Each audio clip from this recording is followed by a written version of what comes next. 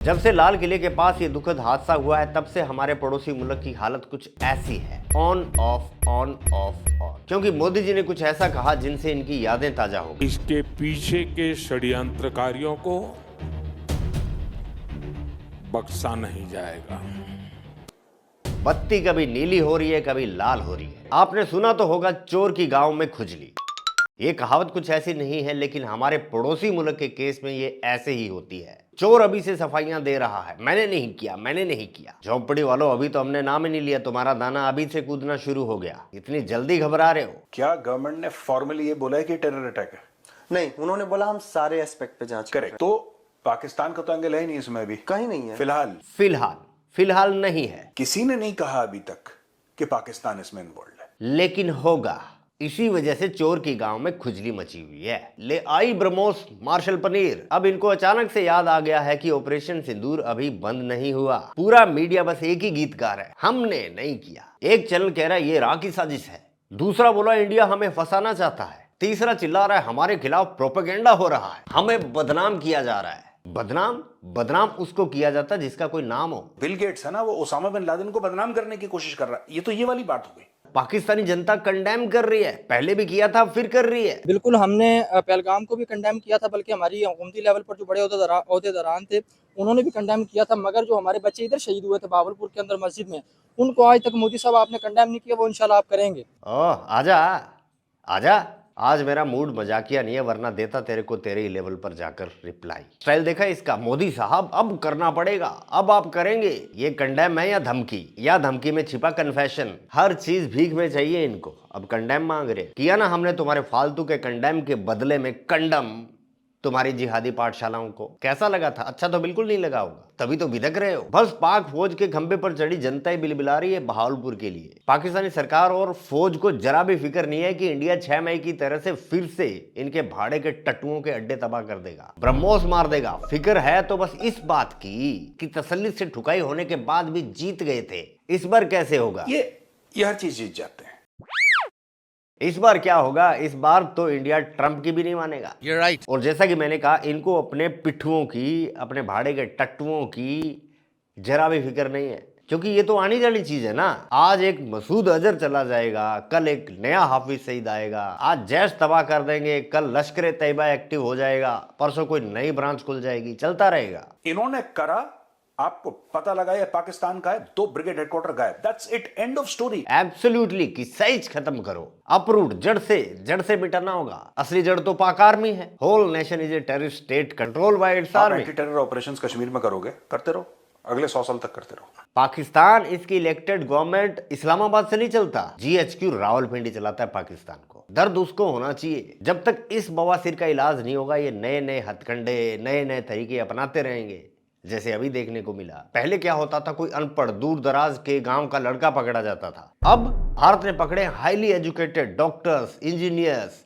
CAs, वकील। ये है नए किस्म का आतंकवाद जिसे कमांड कर रहा है पाकिस्तान। ये जो पकड़े हैं CA वकील, इनका काम आम वकील CA जैसा नहीं है, इनका काम है बारूद बिछाना। अब ये कहेंगे इंडिया ने खुद करवाया है, क्यों? जो मोदी है, इसने अपनी घटिया सियासतों से चमकाने के लिए सारा का सारा ब्लेम पाकिस्तान के ऊपर डाल दिया था। उसने कहा था कि पाकिस्तान जो है इसका जिम्मेदार है, और हमारी जो एक गुज़िश्ता जो एक तंजीम थी, मजहबी तंजीम, उसके ऊपर उसने सारा हाफिज सईद की जो जमात है उसके ऊपर सारा ब्लेम लगा दिया कि इसने जिम्मेदारी भी कबूल कर रही है और फजूल में प्रोपेगेंडा करवाया, जिसके अंदर यूट्यूबर्स तक शामिल थे। तो अब ये होगा कि वर्ल्ड पॉलिटिक्स के अंदर इसने अपनी सियासत को चमकाने के लिए ये करना है कि वहाँ भी ये कहेगा कि ये देखो ना, पाकिस्तान के हमारे साथ हमारा पहले मसला चल रहा है, तो ये जो है, ये हमारा जो बम ब्लास्ट हुआ है, मजलूमी का कार्ड खेलने के लिए ये फिर से ये हरकत करेगा। कर देना वही बात, ये तो इंडियन है सब। डॉक्टर तो कश्मीरी था। अबे झोंपड़ी वालों, प्लांट किसने किया? तुम्हारे ISI हैंडलर ने, तुम्हारे GHQ ने। रेडिकलाइज किसने किया इनको?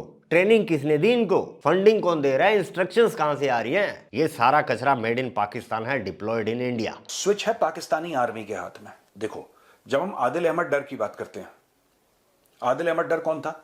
जिसने पुलवामा का सुसाइड बॉम्बिंग, वो तो कश्मीर का रहने वाला था, वो तो इंडियन सिटीजन था, वो तो पाकिस्तानी नहीं था। लेकिन जब उसने पुलवामा का सुसाइड अटैक करा, जिसमें हमारे 40 CRPF के भाई वीरगति को प्राप्त हुए, पुलवामा के बाद आपने क्या करा? आपने बालाकोट करा ना, बालाकोट करा ना। So it does not matter whether the people doing it are Indian citizen और पाकिस्तानी सिटीजन। स्विच किसके हाथ में है? तो पाकिस्तान की नजर में ये एक फॉल्स फ्लैग ऑपरेशन था, बिल्कुल वैसा ही जैसा मुनीर ने किया ताजा ताजा कल इस्लामाबाद के कोर्ट में, चलती कोर्ट में। बाय द वे इनकी कोर्ट में क्या चलता है पता नहीं।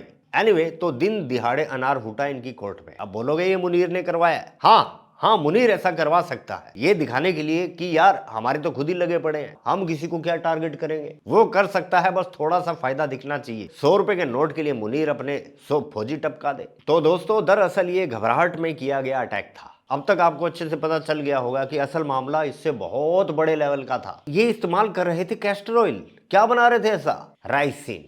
जी हाँ, राइसिन, जो इंटरनेशनल केमिकल्स और बायोलॉजिकल वेपन्स की लिस्ट में है। इनका प्लान था chemical warfare, biological terror attack करना। और भी बड़े बड़े मंसूबे थे, जो कि इस घबराहट बौखलाहट में इनसे कुछ ऐसा हो गया कि वो सब धरा का धरा रह गया। वरना आप अंदाजा लगा सकते हैं कि ये क्या हो सकता था। रिपोर्ट्स आपने देखी होगी, इंडियन मीडिया, हर एक इंडियन मीडिया पर चल रही है। इंडियन मीडिया से एक रिक्वेस्ट है, यार भगवान देख रहा है, रिपोर्टिंग तो दिल से कर लो। दिल से बोल रहा हूं, ये उस शख्स का कान है। क्या है ये? आप ये बात कह रहे हो कि ब्लास्ट विक्टिम का कान हाथ में लेके, मैंने टेलीविजन में, मैं चैनल का नाम नहीं लूंगा, जहां पे एक लड़का मर गया, उसकी मां इतने शौक में है, उसकी मां को सुध-बुध नहीं है, उसकी मां बेहोश है, मीडिया वाले उसकी मां को जगा रहे हैं कि बता कैसा लग रहा है तुझे, तेरा बेटा मर गया, छोटा सा बच्चा। यार सुनो, ये वहां पे जाके आप रिपोर्टिंग कर रहे हो, फोरेंसिक नाम की कोई चीज होती है? सारा क्राइम सीन बिगाड़ देते हैं ये। We are media. अरे भाई साहब, उसके स्टेटस का तो ख्याल रख लो। टांग तो मत अड़ाओ जांच में, सबूत तो मत मिटाओ। Just get out, you are not needed, you are not required, nobody likes you, go. हाँ, ये कहने भाग के आ जाएंगे कहां तक पहुंची जांच। तुमने अगर अपना रोल सही से निभाया होता ना, तो जांच उससे तो आगे ही होती जहां अभी है। अरे हम मीडिया वालों को जैसे पता नहीं ब्रह्मा जी के आशीर्वाद से ये लोग पैदा हुए होंगे खास। बेटा, पाकिस्तान उल्टी गिनती शुरू हो गई, सबूत मिलते जा रहे हैं। बस एक स्ट्रॉन्ग रीजन मिल जाए, फिर से वही नजारा देखोगे।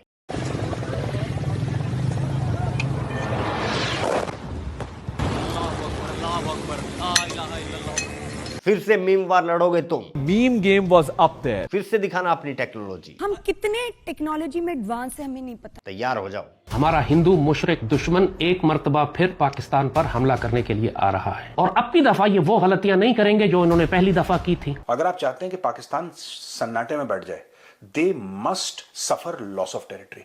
आप इनके ऊपर 1000 ब्रह्मोस मारेंगे ना, और इनके सारे फौजी ठिकाने बर्बाद कर देंगे, ये कुछ और सोशल मीडिया पे कहना शुरू कर देंगे। उस कौम का नेचर है ये।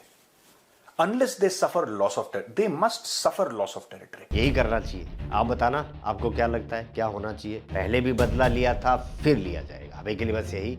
मिलते हैं नेक्स्ट वीडियो में। जय हिंद, जय भारत।